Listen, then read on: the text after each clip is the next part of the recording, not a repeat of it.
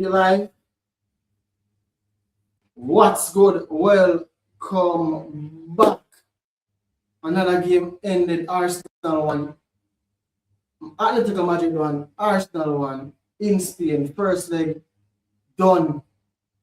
So I guess next week, Tuesday at 2 o'clock, we see Arsenal at home against Atletico Madrid. Everything to play for, right? And for sure, you're going to see a similar game. Unlike the first Champions League semi-finals that we saw yesterday, imagine PSG Bayern in PSG and the away team Bayern scoring 4 goals against the home team PSG scored 5 goals. And then today we see Arsenal go away to Atletico Madrid, who only scored 1 goal but only conceded 1 goal. It's the typical opposite. It's literally the opposite. First leg, the first game fixture, PSG Bayern 5-4. Second leg fixture, Atletico Madrid, Arsenal 1-1. It's like attack versus second semi-final defense. That's exactly what will happen in the finals of the 2026 Champions League finals. We're going to see attack versus defense. And more often than not, attack wins, unless it's just an odd day. Unlike yesterday, we cannot say what a game it was. We're not going to be in awe of the game. It was a poor game. It wasn't anything exceptional. Both defenses did well. I mean, ATL defense, relatively unknown defense. I'm being honest. I wrote it down. Pobby, Hanko, Ruggieri, Llorente. The only person I know in that Atletico Madrid defense is Llorente, who plays midfield, he plays right wing, and he's an all-round player. Right? I don't know none of those players. And they were resolute today against Arsenal in defense all game long. Arsenal scored 1 game and it was a penalty. Same thing as Atletico Madrid. They scored 1 goal and it was a penalty. Why? Because Saliba, Gabriel, Ben White, and Hincapié was resolute in defense. The Madrid almost scored from a free kick from what's name again? Alvarez, who is on the radar for Arsenal as a replacement or as a starting striker. No, Alvarez is exactly what Arsenal would need. Imagine Arsenal currently, the same Arsenal side, the same level, same back four, same goalkeeper, same 2 midfield double pivot, Eze or Odegaard, whoever. Saka on the right, even though we think Saka is finished. And you put Alvarez up top and you upgrade the left-hand side. I think that Arsenal side. Upgrade left-hand side to a game winner, a match beat winner. And the striker, which is Alvarez. I think that Arsenal side beat ATL today. And beat most teams them play against. Because even though them gameplay is not the best, they just don't have those kind of world beaters in attack. So next week is going to be more the same. Zubimendi and Rice today was average in midfield. Very, very average. Average, you can say. They never do much. What did they do? Nothing. Rice was kind of trying to be the spirit of the team, like Bruno does for Manchester United. But he was basically average. Zubimendi. Well, I'm still was Zubimendi. One of the most overrated players in see. Overrated. Even the player where you wonder, overrated why? And who overrated him? I think it's just the Arsenal fans overrating. He was average and Odegaard was basic. As they come and add a little bit of punch to the game, you see him turn away from the opposition midfield and defense, trying to create. Trossard came on and was more semi-lethal in attack. None starting lineup, Noni, Gyökeres, Martinelli. That is one of the worst Champions League starting forward line I've seen.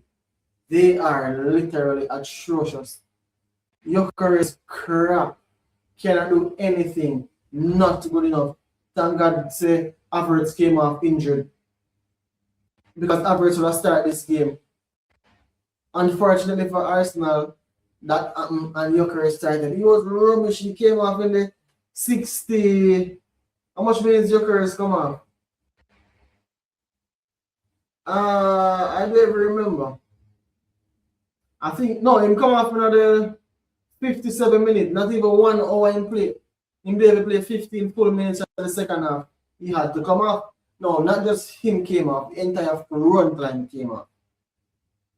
So Mr. Arteta over and over and over proves that him actually knows that Joker is not good. Him actually knows that no not good. And him actually knows that Martinelli not good. But he still plays them. Right? I don't understand how Martinelli, how Arsenal and Arteta spend 50 million euros on Jokers. That's crazy. But anyway, Saka come and Trossard come and Jesus, none of them did much. Nothing exceptional. Never score, never assist. So it was just substitution sick. Or I guess fresh legs. But it was just normal. It was normal. It was nothing exceptional. And then the second leg again, you look forward and say, who do they have to create some sort of nobody. That's all they have. That's it. That's it. They're not nothing more. As for Atletico Madrid, Griezmann and Alvarez were their most influential players today. I think the entire midfield for them was resolute. Lookman, Alamola Lookman, or whatever in name. What a youth who waste chances. The man scored a hat-trick in the Europa League finals or Conference League finals. Which one was it? To beat Leverkusen in the finals. The man scored a hat-trick and win the finals 3 or 4 or something of that time. Man come on Madrid now, big Champions League semi-final. The man literally missed some point blank chances. 1-on-1. Like he missed some good chances, 2 or 3 for sure. Good chances. The man missed them. That's the difference. That's the difference in drawing the game and winning the game. You know, you set up so well at home and you get them chances that you know take them. Look man, yeah. But Griezmann was good, Alvarez was good. Him and Griezmann dropped into midfield all game long. And they are the two forward players. Dropped into midfield all game long. And yeah, they were good. Add to the midfield, linked up with Koke. Simeone's son, the coach son, was just energetic on the flank.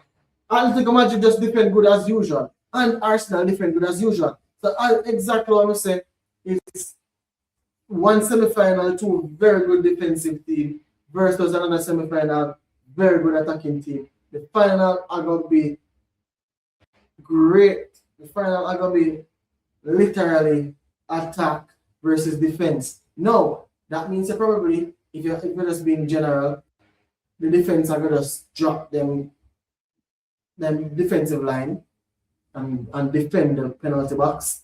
While the next team are going to be given the task of breaking them down. Now, if that's the case, you never know. Anybody can win the ball around. In football, and always the best win. Because literally, Arsenal can go to the final, or Atletico Madrid, and beat either Bayern or PSG. You never know. You never know. But what a game it was. The greatest thing, or the point some take away from this game is that Arsenal and PSG don't have that much of an attacking gameplay. In these big games, they're going to defend. That's their starting point. That's their strength. Defense. You know, if you give them the impetus, they don't have much. So next week, it's going to be more of the same. As for the first semi-final yesterday, I literally see the game being boring. It's going to be an exciting game. And if it goes how the first leg went, I feel like PSG are going to have a bit more. Because PSG went 5-2 up. You can literally fairly say that they've given the game by allowing Bayern to score 2 more goals. Like they were literally 5-2 up and then basically should have just controlled the game, defended well, and not conceded 2 more goals. And essentially they weren't able to do that.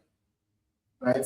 Same with the Champions League, you should actually, if you're 5-2 up, control the game and make the second leg be smooth and a walk in the park.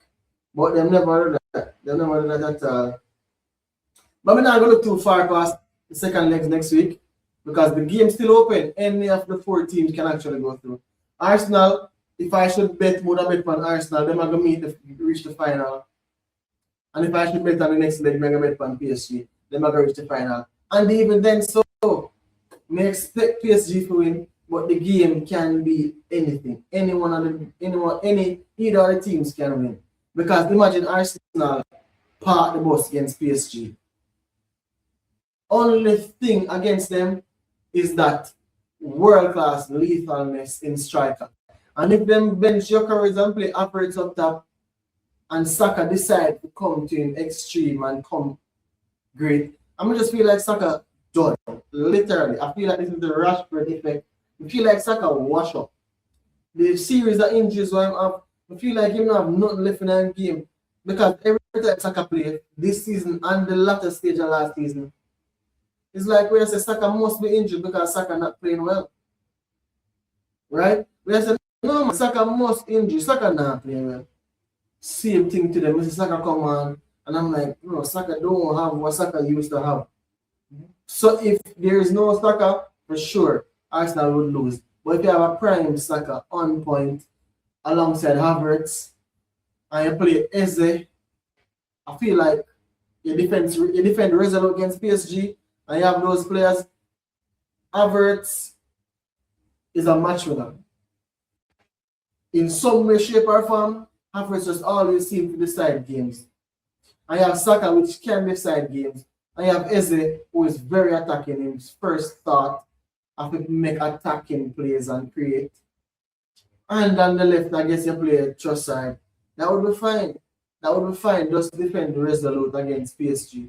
And that would be fine. But we don't know who will reach the final. We don't know what I'm going. Smash the like, comment in the comment section. Go to the socials, follow, comment in the socials as well. Yeah, thrilling first leg yesterday. Today, resolute first leg. It's thrill versus being very resolute. That's the task next week. Who will go through to the final? We don't know. We're literally open. Anybody can go to it. Even Stevens. Anyway, smash the like. See you next week. We're out.